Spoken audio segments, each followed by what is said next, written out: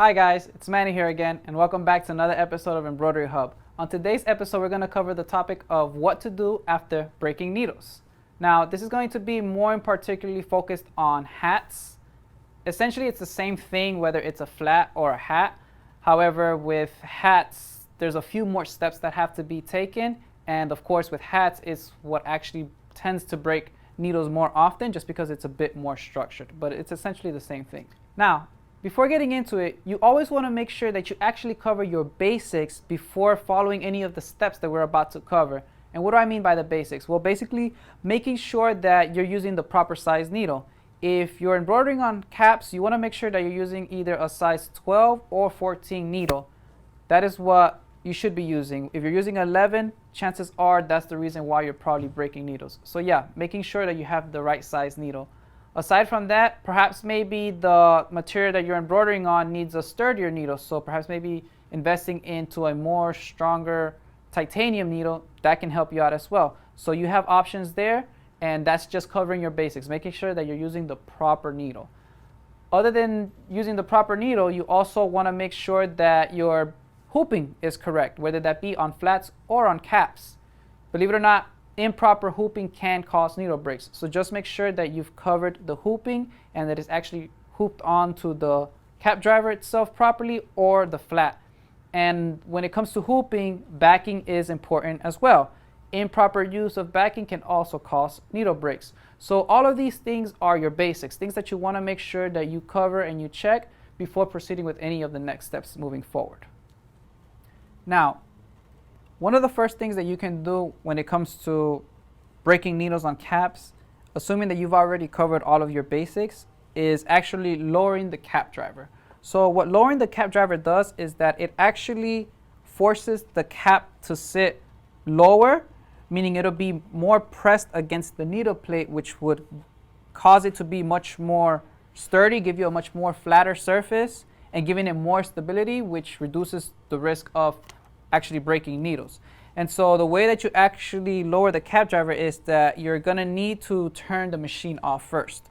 So we'll go ahead and just power down the machine. Whether you were in the middle of a design, you can always power off your machine, and when you power it back on, it'll be right in the design where you left off, so you have no worries there. Now, you're gonna need a 4mm Allen key, and so when it comes to lowering the cap driver, there's going to be essentially 4 screws behind the cap. So of course you would have to remove the cap from the cap driver itself to be able to access the 4 screws. And so once you're here, essentially it's just unloosening the 4 screws. All right.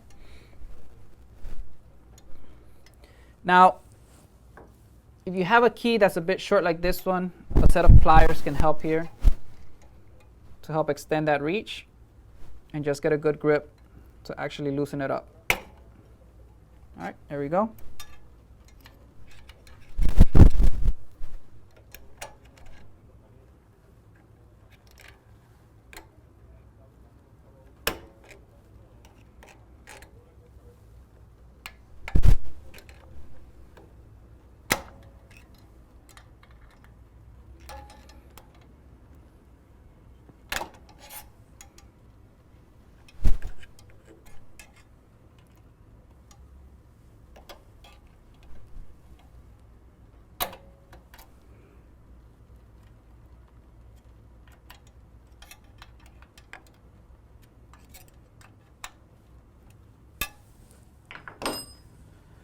Once you have all 4 screws loose, you should be able to essentially raise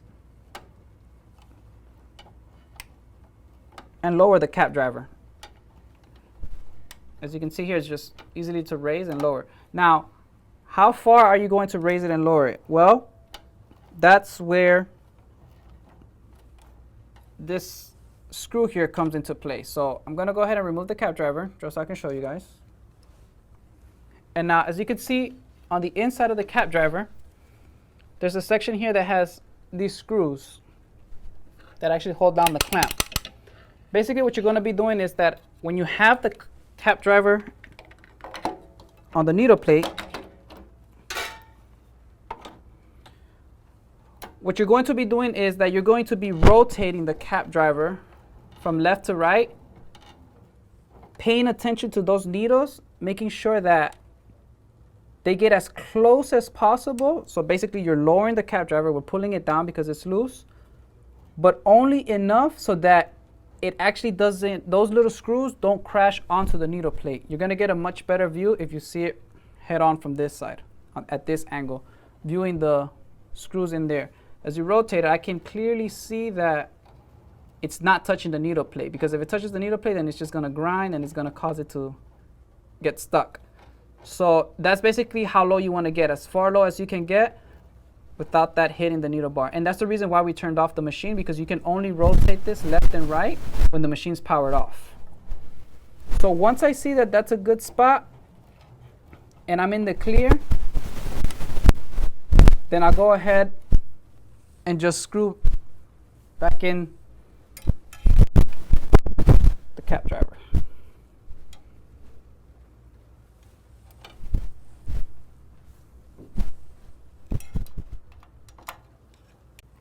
All right, so I've pretty much already lowered my cap driver. Once you've done that, you can go ahead and power on the machine. And so the next step that I would recommend to follow is that since we're already in the process of adjusting 4 needle brakes, you can actually lower the presser foot. So that's the next thing. To lower the presser foot, you're actually just gonna go ahead and remove this cover to access all of the screws that actually hold the presser foot in place. And so whichever needle it is that you're going to be working with, essentially what you want to do is just press down on the presser foot itself. And once you have it down at the bottom, you can take a Phillips screwdriver and just loosen up the screw. And this is how you adjust the presser foot length. Now, what you're going to want is the presser foot to be lower, essentially bringing the Phillips screw higher up. Once you have it higher up, then you can just screw it back into place. If you pull down enough, the presser foot will stay in place. You can just press the 100 key to bring it right back up. All right. And so that essentially is lowering that presser foot. And what that's going to do is that since the presser foot is going to be lower, when the presser foot comes down, it's actually going to be pressed more against the front of the cap, causing it to have more stabilization. And that will help reduce needle breaks. Now, what we just covered are things that you can essentially do if you are getting needle breaks, but keep in mind that these are just things that would have to be done if you're breaking needles, because the issue is with these alterations that have to be made. Chances are that your design itself could actually be breaking needles, so that's one thing to actually take into consideration as well. If a design is not properly digitized, where there's an area that is perhaps maybe too dense or is not giving you the proper stitch, then that itself can cause needle breaks. So the next time you're having needle breaks, think about that. Could it possibly be the design? One good test to run is that if you are able to run it on flats perfectly fine, but is breaking on caps, then that's a way that you can tell that, okay, most likely it's not going to be the digitizing because it runs on flats just well. So it's probably perhaps something wrong with either the height of that cap driver or the hooping of the cap. But that's a good way to test out if it's the digitizing or not.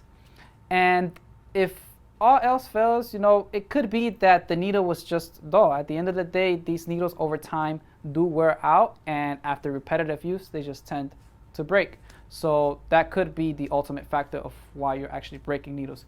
And one final thing that I want to mention before I forget is that when you're running caps, please make sure that we're actually running it at the proper speed. When it comes to hats, since they're a bit more thicker and sturdier, you want to make sure that you run them at a lower speed, somewhere between 500, 550, up to 600, no more than 600 stitches per minute. And that pretty much covers everything. I want to thank you all for watching. If you like this video, please make sure to hit the thumbs up button below and subscribe to our channel. Feel free to comment if you have any questions regarding this video. I also want to invite you to join our Facebook group, Embroidery and Custom Apparel Mastery, where you can join other embroiderers and apparel decorators such as yourself. In it, you can ask questions and share tips and knowledge among one another.